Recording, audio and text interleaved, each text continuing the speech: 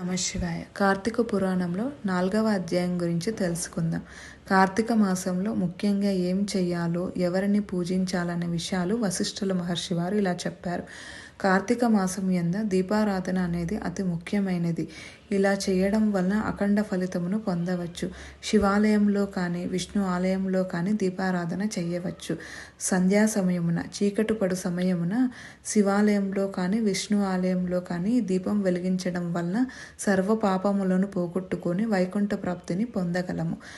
ఈ మాసములో ఆవు నేతితో కానీ, కొబ్బరి నూనెతో కానీ, అవిసె నూనెతో కానీ, విప్ప నూనెతో కానీ, ఏదీ దొరకనప్పుడు ఆముదంతో కానీ దీపం వెలిగించవచ్చును. దీపారాధన చేయడం వలన అష్ట ఐశ్వర్యాలు కలిగి శివ సన్నిధిని పొందగలము. ఇందుకు గల ఒక ఉదాహరణ ఇక్కడ చెప్పుచున్నారు.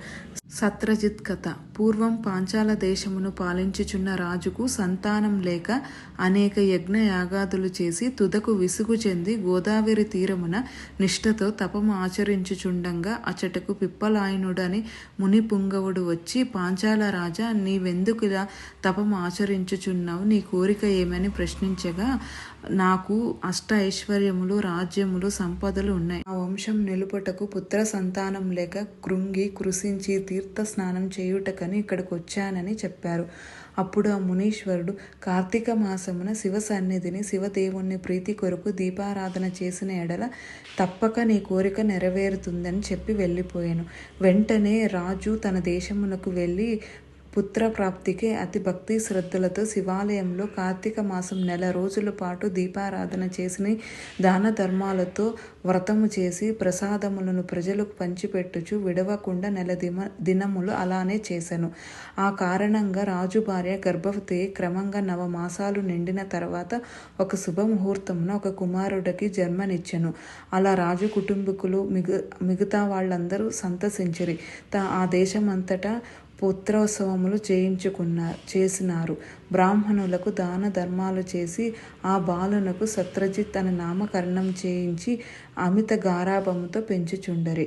కార్తీక మాసమున దీపారాధన వలన పుత్ర సంతానం కలిగినందువలన తన దేశమంతటా ప్రతి సంవత్సరము కార్తీక మాసం వ్రతాలు, దీపారాధనలు చేయాలని రాజు శాసించెను. రాజకుమారుడు సకల శాస్త్రాలు చదివి కత్తిసాము మొదలైనవి నేర్చుకొనెను. కానీ యవ్వనం రాగానే దుష్టుల సహవాసము చేతను, తల్లిదండ్రుల గారాభం చేతను తన కంటికి కనపడిన స్త్రీలను బలాత్కరించి బెదిరించిన వారిని దండించుచు తన కామమును తీర్చుకునేవాడు. తల్లిదండ్రులు కూడా తమకు లేక కలిగిన కుమారుడని చూచి చూడినట్లు, వినినట్లు ఉండేవారు. ఆ రాజ్యంలో సత్రజిత్కు అడ్డు చెప్పువారు ఎవరూ లేరు అని చెప్పి అందరినీ భయపడుచుండెను. అలా తిరుగుచుండంగా ఒకనాడు ఒక బ్రాహ్మణుడి భార్య కనిపించింది. ఆమె చాలా అందంగా ఉండడం వలన ఆమెను మోహిస్తాడు. ఆ స్త్రీ కంటపడగానే రాజకుమారుడి మతి మందగించి కొయ్య బొమ్మ వలె నిశ్చేష్టుడై కామ వికారములతో ఆమెను సమీపించి తమ కామవాంఛ తెలియచేసెను. ఆమె కూడా అతని సౌందర్యానికి ముగ్ధులై కులము, శీలము, సిగ్గు విడిచి అతని చెయ్యి పట్టుకొని తన శయన మందిరానికి తీసుకొని పోయి భోగాలను అనుభవించెను. ఇట్లు ఒకరికొకరు ప్రేమలో పడి వారు ప్రతిదినము అర్ధరాత్రి వేళ ఒక అజ్ఞాత స్థలంలో కలుసుకొనుచు తమ కామమును తీర్చుకొనుచుండిరి. ఇట్లు కొంతకాలం జరిగిన తర్వాత ఈ సంగతి ఆమె భర్తకి తెలిసినది. పసిగట్టి భార్యను, రాజకుమారుని ఒక్కసారిగా చంపాలని నిశ్చయించుకొని ఒక ఖడ్గమును సంపాదించి సమయం కొరకు నిరీక్షించుచుండెను. ఇట్లుండగా కార్తీక శుద్ధ పౌర్ణమి రోజు ఆ ప్రేమికులు ఇరువురు శివాలయమున కలుసుకోవాలని నిర్ణయించుకునిరి. ఎవరికి వారు రహస్య మార్గమున బయలుదేరిరి. ఈ సంగతి ఎటులో పసిగట్టిన బ్రాహ్మణుడు అంతకు ముందే కత్తితో సహా బయలుదేరి గర్భగుడిలో దాగి ఉండెను.